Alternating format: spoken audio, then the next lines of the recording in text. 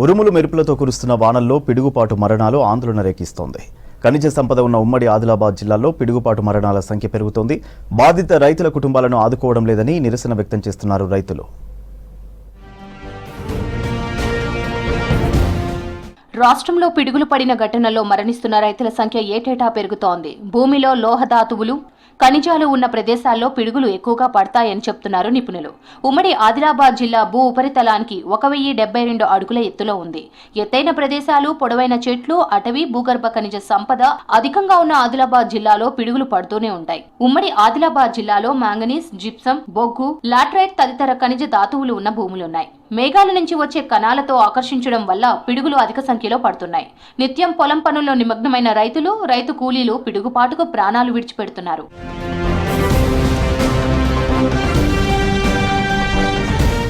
వాతావరణ మార్పులతో సంభవించే ప్రకృతి విపత్తుకు మూగ జీవాలు భారీ సంఖ్యలో మృత్యువాత పడుతున్నాయి. పిడుగుపాటుకు పచ్చని చెట్లు క్షణాల్లో కాలిపోతున్నాయి. థండర్ ఎఫెక్ట్ తో అక్కడే ప్రాణాలు గాల్లో కలుస్తున్నాయి. వాతావరణంలో మేఘం వేస్తే ఆయా ప్రాంత ప్రజలు భయపడుతున్నారు. పిడుగుపాటుకు గతేడాది జిల్లాలో 25 మంది చనిపోగా తాజాగా 3 వారాల వ్యవధిలో 15 మంది మృత్యువాత పడ్డారు. మృతులంతా 30 ఏళ్లలోపు యువకులే కావడంతో బాధిత కుటుంబాల్లో విషాద ఛాయలు నెలకొన్నాయి. ప్రభుత్వం దృష్టిలో పెట్టుకోవాలి.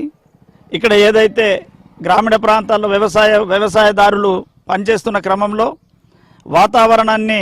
వాతావరణంలో పరిస్థితుల మార్పులను బట్టి ఇక్కడ ఉన్నటువంటి అగ్రికల్చర్ ఆఫీసర్సు లేదా ప్రభుత్వంలో పనిచేస్తున్నటువంటి ప్రభుత్వ ఉద్యోగస్తులు, దానికి సంబంధించినటువంటి అగ్రికల్చర్ ఆఫీసర్స్ అయితే తప్పకుండా వాళ్లకు అవేర్నెస్ కల్పించాల్సినటువంటి అవసరం ఉంది. ఎందుకంటే డొంగురుగాం, ఇంద్రవెల్లి మండలం డొంగురుగాం గ్రామంలో ఒక కుటుంబం రైతు, ఆదివాసీ రైతు ఈ పిడుగుపాటు వలన చనిపోవడంతో ఆ కుటుంబంలో చిన్న పాప ఇవాళ 7 నెలల పాప ఇవాళ బ్రతికి ఉన్నటువంటి పరిస్థితి.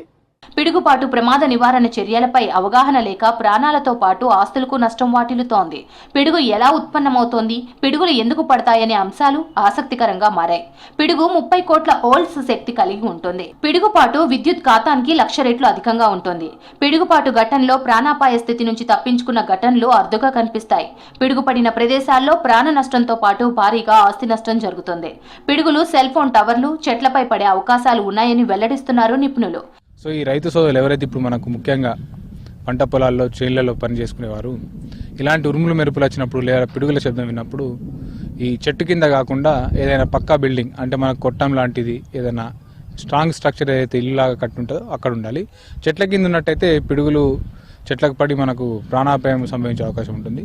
దాంతోపాటు ఒకవేళ ఓపెన్ ఫీల్డ్లో ఉన్నట్టయితే రైతు సోదరులు పని చేసుకునేటప్పుడు వాళ్ళు అలాగే నిలబడకుండా కింద కూర్చొని అంటే మోకాళ్ళ దగ్గర మనం పిల్లలు అంబాడినట్టు కూర్చొని చెవులు ఒక కవర్ వేసుకొని కూర్చున్నట్టయితే మనం ఈ పిడుగుల నుంచి కూడా మనం కాపాడుకోవచ్చు. సో రాబోయే 5-6 రోజులు కూడా మనకు ఈ ఉరుములు మెరుపులతో కూడిన వర్షాలు పడే అవకాశం ఉంది. కాబట్టి రైతు సోదరులు, ముఖ్యంగా పంట పొలాల్లో పనిచేసే రైతు సోదరులు ఈ జాగ్రత్తలు తీసుకుంటారని కోరుకుంటున్నాను. ప్రతి ఏటా వానాకాలంలో ఏదో ఒక చోట పిడుగుపాటుకు రైతులు ప్రాణాలు కోల్పోతున్న ఘటనలు చోటు చేసుకుంటున్నాయి. ఆదిలాబాద్ జిల్లాలో ప్రతి ఏటా సగటున 30 నుంచి 40 మంది పిడుగుపాటుకు బలవుతున్నారు. ఇంద్రవెల్లి మండలం డోంగర్ గ్రామం శివారులో అనక్క సంతోష్, స్వప్న యువ దంపతులు ఉరుములు మెరుపులకు భయపడి ఓ ఊరి పాకలో తలదాచుకున్నారు. అదే సమయంలో పిడుగు పడడంతో ఇద్దరు క్షణాల్లో మృతి చెందారు. ఇంట్లో ఏడాది నిండని కూతురు అనాథగా మిగిలింది. అలాగే చెన్నూరు, కౌఠాల, దస్తూరాబాద్, తలమడుగు, పెంబి మండలాల్లో పిడుగుపాట్లకు పశువులు, వందలాది మేకలు మృత్యువాత పడ్డాయి. పిడుగుపాటుకు ఒక 10 మంది పిడుగుపాటుకు చనిపోవడం జరిగింది. చిన్న సన్నకారు రైతులు, వ్యవసాయ కూలీలు అధిక సంఖ్యలో చనిపోవడం జరిగింది. వాళ్ళకు ప్రత్యేకమైనటువంటి ఆపద్బాంధు అనే స్కీమ్ కింద 50,000 ఇచ్చేవాళ్ళు. బీఆర్ఎస్ ప్రభుత్వం ఏర్పడ్డ తర్వాత అది రైతు బీమా కిందనే రైతులు చనిపోతే రైతుకు 5 లక్షలు వచ్చేది.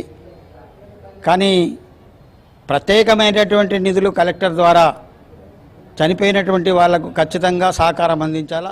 రాష్ట్రంలో ఉమ్మడి ఆదిలాబాద్, కరీంనగర్, వరంగల్, నల్గొండ, ఖమ్మం జిల్లాల్లోనే పిడుగు ప్రమాద ఘటనలు జరుగుతున్నాయి. ఈ ప్రాంతాల్లో సింగరేణి గనులు, ఖనిజాలు, అడుగులు ఎక్కువగా ఉండడంతో ఈ జిల్లాలపైనే పిడుగులు పడుతున్నాయి. పెద్ద సంఖ్యలో పాడి పశువులు చనిపోయాయి. పిడుగుపాటు బాధిత కుటుంబాలకు 6 లక్షల రూపాయలు పరిహారం ఇవ్వాలని జీవో నెంబర్ 2 పేర్కొంటోంది. కానీ ఈ అవగాహన లేకపోవడంతో బాధిత రైతుల కుటుంబాలకు పరిహారం అందడం లేదు. దీంతో బాధిత కుటుంబాలు బజార్న పడుతున్నాయి. అనగా సంతోష్, స్వప్న వాళ్ళు చేనులో పోయిండు. అయితే పని కోసం గుడిసెలు ఉండి పిడిగిపడి స్పాట్గా మృతి చెందాడు. చనిపోయిన వాళ్ళకు చిన్న పాప ఉన్నది. వాళ్ళు కూడా బీదవాళ్ళు, పరిస్థితి కూడా బాగాలేదు. కాబట్టి ప్రభుత్వం నుంచి ఆర్థిక సాయం అందించాలని. రైతుల సంక్షేమానికి రైతు బంధు, రైతు బీమా పథకాలకు 1500 కోట్ల రూపాయలు ప్రభుత్వం ఖర్చు చేస్తోంది. ప్రతి ఏటా 5 కోట్ల వరకు టెక్నాలజీ ఖర్చు మించదని రైతు సంఘాలు పేర్కొంటున్నాయి. అత్యాధునిక టెక్నాలజీ వినియోగంతో పిడుగు మరణాలను తగ్గించేందుకు సర్కార్ కార్యాచరణ చేపట్టాలని కోరుతున్నారు. పిడుగుపాటుతో చనిపోయిన రైతుల కుటుంబాలను సర్కార్ ఆదుకోవాలని కోరుతున్నారు రైతు నాయకులు. పిడుగులతో రైతుల మరణాల నివారణకు చర్యలు చేపట్టాలనే వాదన వినిపిస్తోంది. ఆ రోజు 6వ తారీఖున రోజు పిడుగుపడి నా కోడలు కొడుకు చనిపోయిండు సార్.